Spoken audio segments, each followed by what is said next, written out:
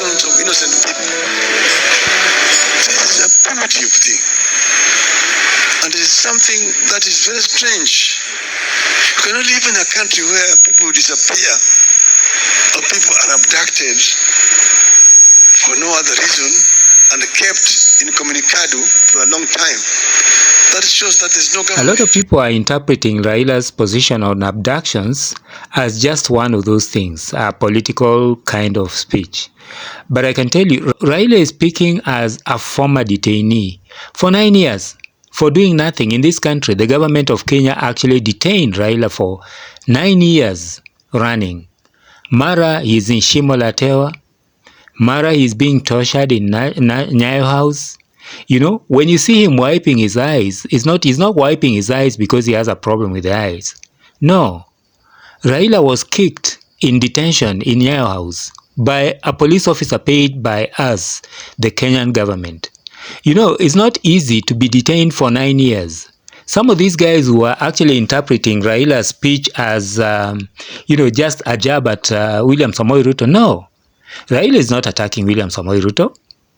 Raila is talking about a reality in Kenya where people have lost their lives in the hands of the police, where people are being detained left, right, and center, or where people are being abducted left, right, and center. You know, Raila knows it all. He knows this. Raila will not accept anything like that to happen to anybody else.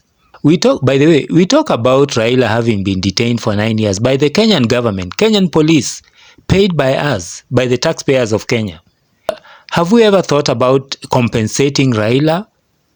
You know, have you ever heard Raila saying that he requires compensation for what happened to him? You know, and I don't want to move away from the topic. Let me just stick with this because I was going to talk about Rigathi Gachagua and the few occasions where he has, had his own issues, and he is talking as though he's been in any police cell or detention. Raila is not doing politics here. Raila is very serious about issues of abduction. The fact that Raila is in government does not mean that he has changed his position. He still feels the pain, and he knows what people have gone through. And I think Raila is actually right. You know, William Samoei Ruto needs to find out exactly what is happening, in this government. Uhuru Muigai Kenyatta had a similar problem with those bodies that were being found in River Yala.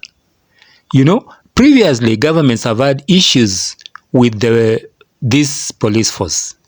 What is it exactly? Do we have 4 arms of government, as in the executive, the judiciary, parliament, and the police force?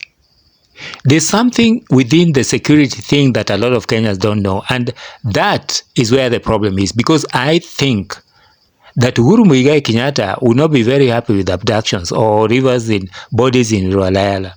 William Samoei Ruto, I'm sure, is not happy. And by the way, listen to what the police commissioner said. If the police commissioner is also complaining about the abductions, what the hell is going on here? Can somebody just tell me what's happening? Because to be honest with you, I don't know. I really want to hear your comment. I really, really want to hear what you have to say about abductions. Who is doing it? Is there a 4th arm of government in Kenya? I really want to hear from you.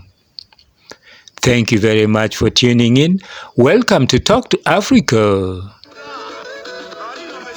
My name is George. Gone were those days when they used to arrest you and take you to Nyayo House. But this time you're being taken to Nyayo House, which is a government institution. These days you're being taken to unknown places.